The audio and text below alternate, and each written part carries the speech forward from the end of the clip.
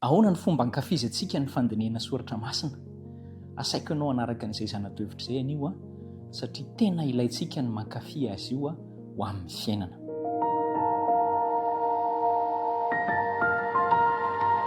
Misaotra an'Andriamanitra hatrany ary miarabanao indray amin'ny teny ity. Zava-dehibe no iarahana ao anatin'ny fahazontsika ny hevitra ny soratra masina avy amin'Andriamanitra. Mialohan'izay aloha dia andaosika hivavaka. Ray malalo, misaotra anao izay fa sitraka ao indrindra ny itondrananay amin'ny fahafantarana ny marina arak'izay tokony fantatry ny sain'olombelona ankehitriny. Mitenena aminay fa mino anao indray izahay ary sitrakay ny handray fanapa-kevitra tsara eo am-pianonanao amin'ny anaran'i Jesosy. Amen. Ny fomba fandiniana ny Baiboly izay no irahako aminao izao ary Andriamanitra no hanoro antsika. Ahoana ny fomba fandiniana azy? Dia ankehitriny isika izany dia misy an'ilay fanontaniana hoe ankafizina amin'ny fomba ahoana na hoe amin'ny fomba ahoana no ankafizina ny soratra masina. Ankafizitsika izao ny milalao an'ireny ataontsika hoe kilalaona ny jeu tsirairay avy ireny izay misy karazany be dia be ankehitriny. Ankafizitsika ny sakafo ary samy manana ny zavatra tena ankafiziny ao anatin'izay. Ankafizitsika koa ireo karazana horonan-tsary rehetrarehetra misy ary tsy misy amin'izy ireny miala maina hoe ity tsy nisy pity fa tena be mpankafy daholo. Fa rehefa hoe ny soratra masina ary no resahantsika, ahoana ny fomba ankafizana azy? Ny mpanao salamo amin'ny alalan'ilay salamo 820 anasako anao mba handinika azy, afaka mamaky manio matetika ianao. Be andinina izy io no be andinina indrindra, hatrany amin'ny 520 dia zava-dehibe ny mahafantatra azy, ny mamaky azy sy ny manaraka ny voambara ao anatiny ao, maka lesona tsara omeny izany. Voalohany aloha dia izao, andeha jerentsika ny fomba ny antefan'ny tenin'Andriamanitra, ny itiavan'i Davida ny tenin'Andriamanitra. Salamo 820 dia ny andininy 700. Ao zany jerentsika, raintsika ny soratra masina. Salamo 820 ny andininy 700 dia vakiko amin'ny anaran'i Jesosy ilay teny manao hoe: Jehovah aoka anie mba hankasitrahanao ny fanaty-sitrapo alokin'ny vavako ary ampianaro ahy ny fitsipikao. Dia rehefa avy eo indray dia mbola mitohy amin'ny andininy 400 ny andininy 700 aloha zany dia manao hoe: endreny hamamin'ny teninao raha nandramako, mihoatra noho ny tantely ato am-bavako aza. Andininy 400 ny didinao no nahazoko fahalalana, izany no ankahalako ny lalam-pitaka rehetra.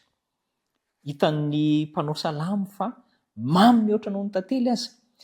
Ho an'ny olona tena mankafy ny tantely dia mahafantatra tsara hatramin'ny antsipiriony hoe tantely nalaina avy tamin'izao zany, tantely avy zany, tantely ohatran'izao zany, ary na ny amamin'izy io ary tena mikaonty be mihitsy amin'ny fitsirontsika azy.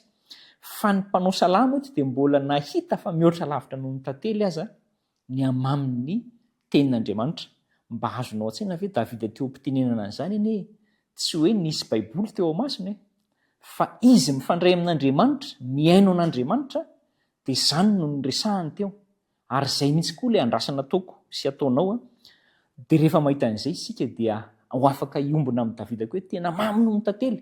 Izany hoe tsara noho izay zavatra everentsika fa tena tsara ny tombam-bidy na ny hatsaran'ilay tenin'Andriamanitra, ary eo zany ny fotoana tena ankafizana azy indrindra. Ny faharoa indray dia izao, mety ahita fahafinaretana koa ve tsika amin'ny fankafizana azy?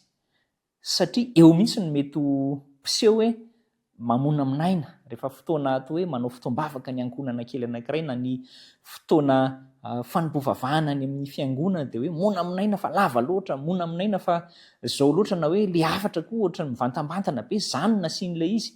Dia izany rehetrarehetra izany dia mila mipetraka ao anatiko sy ao anatinao tahaka ny tao amin'ny mpanao salamo fa tena ahitam-pahafinaretana ilay teny. Andao nge jerentsika andininy fa 180 no jerentsika, andininy fa 180 sy ny fa 220 dia vakiko amin'ny anaran'i Jesosy indray ilay teny hoe: na dia ny mpanapaka aza dia nanenjika ahy tsy ahoana, nefa ny teninao no atahoran'ny foko. Faly aho noho ny teninao tahaka ny mahazo babo be. faly ao sisy davida noho ny teninao. Le tahotra resahan'ny mpanao salama eto akory tsy hoe tahotra ilay manimba fa tahotra mampandroso ary tsy hoe niterena izy zany fa ozy izy hoe faly aho noho ny teninao. Rehefa aveo izy de efa manazava ny zany hoe mahafaly ny tenin'Andriamanitra ary zany mihitsy izy io de noho izay fifaliana izay de mahatsiaro fahafinaretana zany rehefa mandinika ny tenin'Andriamanitra. Apetrakitsika ao an-tsaina mihitsy izay hoe mitondra fifaliana sy fahafinaretana ny miaraka amin'Andriamanitra. Ny fahatelo de nilay hoe ankafizina amin'ny fomba ahoana ny baiboly anokanana fotoana mihitsy izy io. Tsaronao ny an'ny Kristy ny fomarain'alina koa izy de lasa ny vavaka nakany an-tany foana ivavaka ifandray amin'Andriamanitra eo mantsy ilay izy. Zasy ianao mety mahita hoe ny any fotoana akapobe ny ainako tena efa feno be ny programa zao fa eto angamba mety amin'izay fotoana izay de amarino tsara olo ilay fotoana hoe mety hifantohana ve, fa raha vao tsy voamarinao ilay fotoana hoe mety hifantohana ve de mety tsy ho azo ilay tena tombontsoa izay andrandraina ampitain'Andriamanitra amintsika zany ao amin'ny fifandraisana aminy. Mila mitady fotoana izay tena tony indrindra, mangina indrindra, ahafahana manao fifandraisana, concentration totale miaraka amin'Andriamanitra isika, fa izany no tena mampandroso antsika.